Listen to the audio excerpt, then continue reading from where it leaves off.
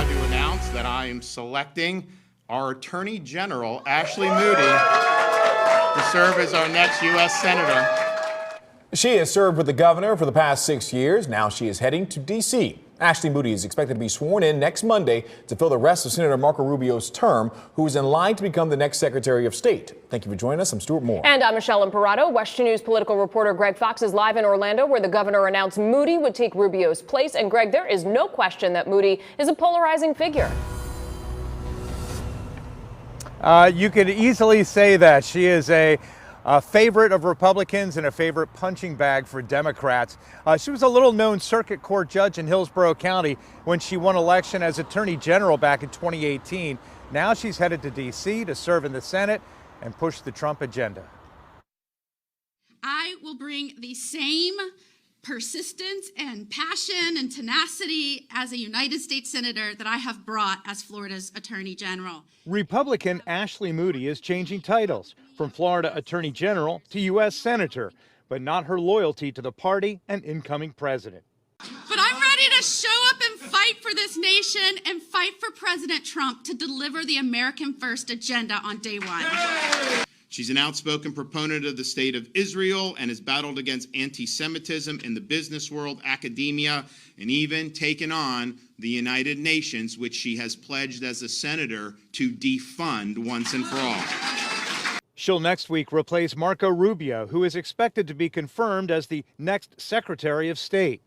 Moody, who won praise from conservatives for going after pharmaceutical companies over opioid addictions and getting tough on undocumented immigrants over human trafficking and illegal voting, has been a target of Democrats and other critics for joining a lawsuit on Donald Trump's behalf to try and overturn the results of the 2020 election.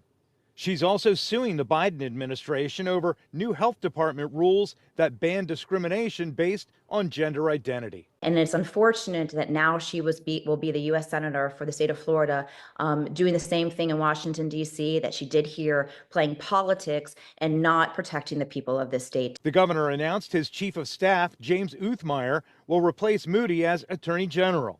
He ran the latter half of DeSantis' unsuccessful presidential campaign last year. DeSantis and Uthmeier were also sued for the flying of undocumented migrants in September 2022 from Texas to Martha's Vineyard in a show of opposition to the Biden administration's immigration policies. Uthmeier was also the coordinator of the governor's efforts to defeat the abortion rights and recreational marijuana amendments in November.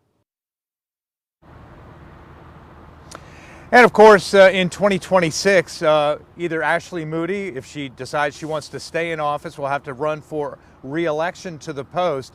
And then, of course, the winner of that will serve for 2 more years until 2028. That's the official end of Marco Rubio's term that he won. So we'll have another special election in 2026, and that'll take us then to 2028.